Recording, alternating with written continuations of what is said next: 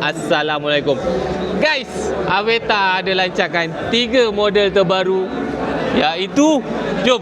Okey, untuk model pertama yang dilancarkan ni ada guys, Kapcai Aveta VS115. So ada 3 warna semua sekali.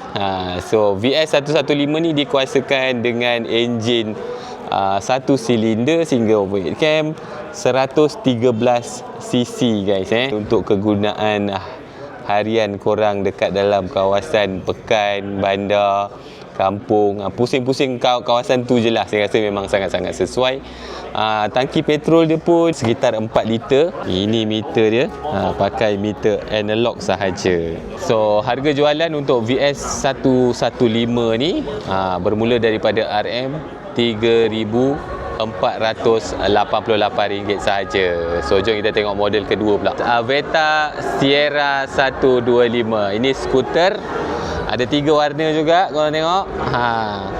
So ini adalah skuter bersesaran sekitar 124cc, 1 silinder single overhead cam, 4 stroke. Ini pun saya rasa sesuai kalau korang nak buat sebagai motosikal commuting, korang pergi balik kerja. So ada charging port USB Type A dan juga Type C, menggunakan paparan meter LCD digital. Ni kompartmen bawah seat dia tak adalah besar sangat.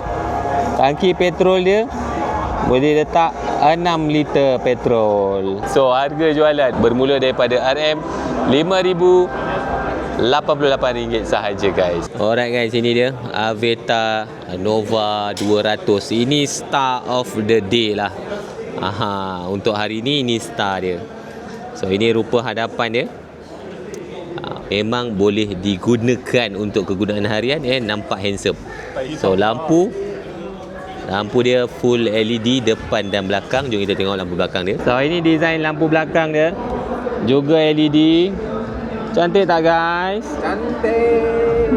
Aveta Nova 200 ni dikuasakan dengan enjin 1 silinder single overhead cam, sejukan cecair 183cc yang mampu menghasilkan kuasa sekitar 18 horsepower dan juga 17 Newton meter of torque.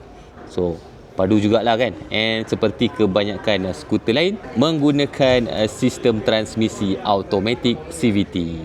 Reka bentuk seat dia pun nampak cantik, kemas dan saya rasa selesa ni, lembut. Kompartmen bawah seat dia pun besar guys, mantap. Okey, ini paparan meter dia guys, menggunakan meter LCD digital. Ada warna-warna sikit, menggunakan sistem kunci keyless. So tak perlu cucuk-cucuk kunci, bawa je remote dekat dalam poket. So kalau emergency korang masih boleh guna kunci lah.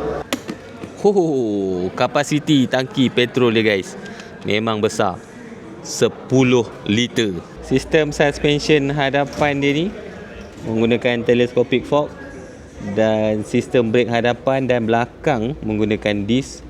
Datang dengan ABS dan juga ada traction control. Saiz rim dia depan 14 inci, belakang pun 14 inci guys. So common size, senang nak dapat tayar. Sistem suspension belakang dia menggunakan dual shock ni, korang boleh adjust preload dia. Ada ruang kompartmen kecil dekat sebelah kiri ni. Dekat dalam tu saya nampak ada USB charging port Type C dan juga Type A. So ini design muffler exhaust je, nampak menarik juga. And ini radiator grill dia. So dia datang dengan 3 color ni guys, color kelabu, color Nordic blue, dan ini yang paling cantik lah guys, neon pulse. So yang ini Aveta Nova 200, harga dia bermula daripada RM8,488 sahaja. So kalau korang berminat dengan model Aveta Nova 200 ni, korang boleh pergi order dekat dealer-dealer Aveta yang terdekat dengan korang. So terima kasih kerana menonton. Kita jumpa lagi di next video guys.